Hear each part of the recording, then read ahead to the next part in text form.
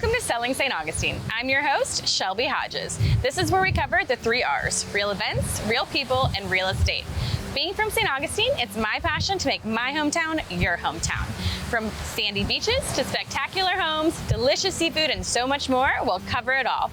Today, we'll start on one of my personal favorites, the Sunset Grille. Let's go check it out. So we're here at one of my personal favorites, the Sunset Grille. What started as a small local find over 33 years ago has now quadrupled in size. 1 block from the ocean, delicious foods, and so much more. Today, we'll be interviewing Tony, the local restaurant manager, and we're also gonna try a few different dishes. Let's go check it out. So we're here at the Sunset Grille with Tony Grandinetti, who is the restaurant manager. Tony, thank you so much for joining us. Absolutely, Shelby. It's a pleasure to have you with us. Great. So can you tell us a little bit about the Sunset Grille and how you guys did such a great job at not only surviving, but thriving over the years? Sure, absolutely. It's not a little to tell. There's a lot to tell, but only a short time to do it. And so we've been here for 33 years. Mike and Pete have shared the same vision and the same passion over those years to help create a great dining experience for a lot of our guests. Also, making sure that the consistency of the food stays great. We've got a great location, a little bit south of the St. Augustine Beach Pier. So we've been known for not only our food, but our excellent service, our friendly staff. People come here because they have good memories. The consistency is good. So, part of the excitement is the local people that come here. A lot of tourists come here. So it's an eclectic mix of both, and we're happy to be a part of it.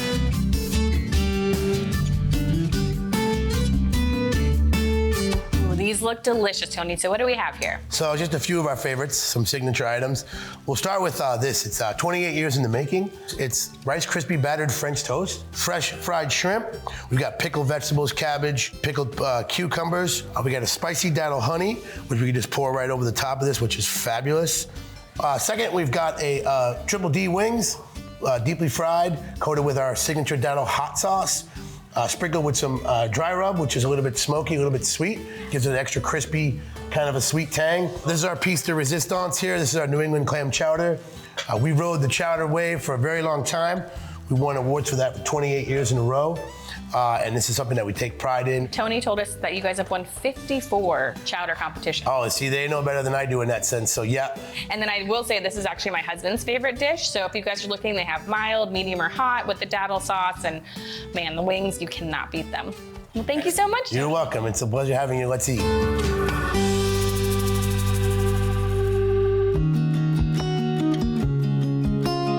So here we are at stop number 2, the St. Augustine Lighthouse. Built in 1874 by the Lighthouse Association. Not only is it enriching with information, but it has some of the best views in town. Let's go check them out.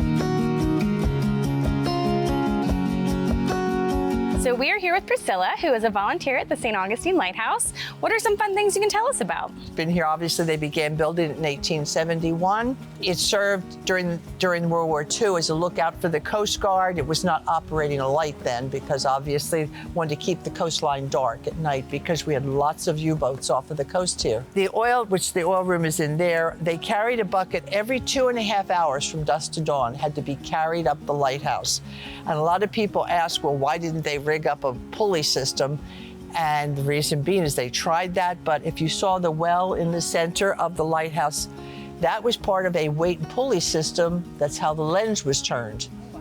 And that also had to be redone every 2.5 hours.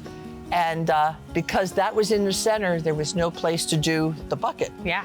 They tried, all they did was spill oil. Oh, wow. So every 2.5 hours from dusk to dawn, they had to climb and fill the light with oil and clean the lens off because obviously lard oil, which is what it was, is very dirty burning. Thank you so much for your time. We appreciate it.